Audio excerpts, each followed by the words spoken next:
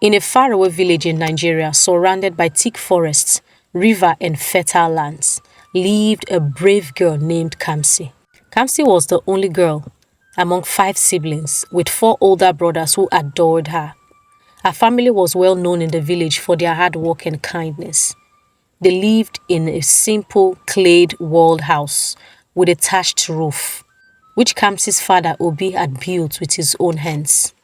Obi was a respected farmer, often up before dawn to tend to the family's cassava, yam and maize fields.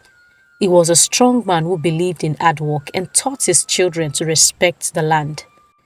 Kamsi's mother, a beautiful woman named Akosia, worked as a skilled weaver, making colorful baskets and mats that villagers loved to buy.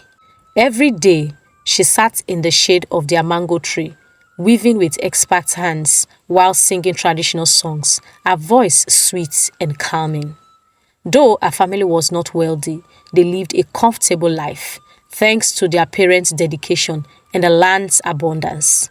Kamsi and her brothers were expected to help with chores and often joined her mother in the market to sell woven baskets. Sometimes she even helped her father in the fields, learning how to dig up yams and plant seeds with her hands. She didn't mind the hard work. In fact, she loved it, finding joy in being useful and strong. But Kamsi was no ordinary girl. She had the spirit of bravery and adventure that went beyond helping her family. Every day after her chores, she would challenge her brothers to race her, daring them to chase her through the village paths. She could climb trees faster than any of them, and if she reached the top of the tall palm tree, she would yell, "Come on, can't you keep up?" For Kamsi was never afraid of heights, darkness, or anything else that might scare any typical child. Kamsi's bravery made her popular among the villagers, but some elders thought she was too bold for a girl, and many whispered, telling stories of her daring deeds. She would even defend her brothers if they got into trouble, standing in front of them with her fists clenched, saying, "You have to get through me first." The villagers would shake their heads, laughing and calling her all manner of names. Kamsi's village was full of traditions.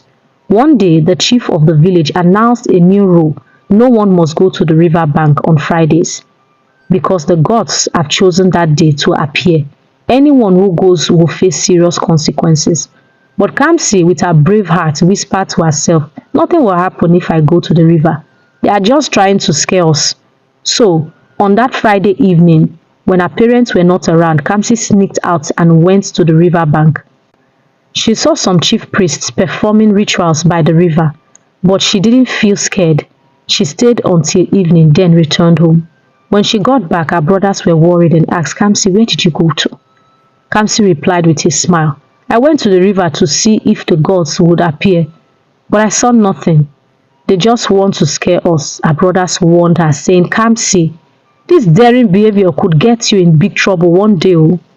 But Kamsi was not ready to stop her adventures. The very next morning, the villagers woke up to see huge footprints at the entrance of the village. It looked as if giants had walked through during the night, and some houses were even damaged. The chief announced a curfew, saying no one should be outside after midnight this week. But Kamsi's curiosity grew even stronger. One windy night, she decided to sneak out to find out where those giant footprints came from. As she was opening the door quietly, her mother caught her. "Kamsi, where are you going at this ungodly hour?" her mother asked. Kamsi, trying to hide her plan, muttered, "I just wanted some fresh air." One night, Kamsi decided to explore the evil forest, a place no one in the village dared to go to. She had heard many scary stories about it, but this only made her more curious. So, from midnight, Kamsi started her journey into the dark forest. After walking for hours, Kamsi saw something strange on her path. It was a ghost holding a crying baby. Kamsi's heart raced, but her bravery kept her strong. "Why are you crying?" Kamsi asked the ghost. The ghost, surprised that someone spoke to her, told Kamsi that she was innocent but was sent to the evil forest to suffer. She warned Kamsi, saying, If you speak to me, you might face a terrible curse. One day, you or someone close to you may give birth to something strange like an animal. But Kamsi, not believing in curses, took it casually and returned home. Later, there was another rule in the village. The chief announced no one could pick fruit from the neighboring town. It is forbidden, and anyone who eats will face the consequences. But Kamsi, as always, didn't believe it. She sneaked away one morning, traveled to the neighboring town, and picked the forbidden fruit. When no one was looking, she took bites of it until she finished the whole fruit. 2 years later, Kamsi met a young man and they fell in love. They got married and were blessed with a baby. But when Kamsi became pregnant, something strange happened. Her pregnancy lasted for 12 months, and when the time finally came, she was in labor for a whole week. When the baby was finally born, everyone gasped. It was not a normal baby, but a small piglet. Kamsi and her husband were shocked. The villagers were frightened and began to gossip. The chief priest called Kamsi's husband and said, Kamsi and her baby cannot stay in the village. The child has been given birth as a result of Kamsi's disobedience to instructions. This is a curse from the gods, and it's a sign of bad luck. So she cannot stay in the village. She has to be sent to the evil forest for her disobedience. Kamsi begged the chief priest, please, I will obey the traditions from now on. But it was too late. She had so many opportunities to change, but Kamsi never listened. But now it was too late for her to change. She had to face the consequences of her disobedience.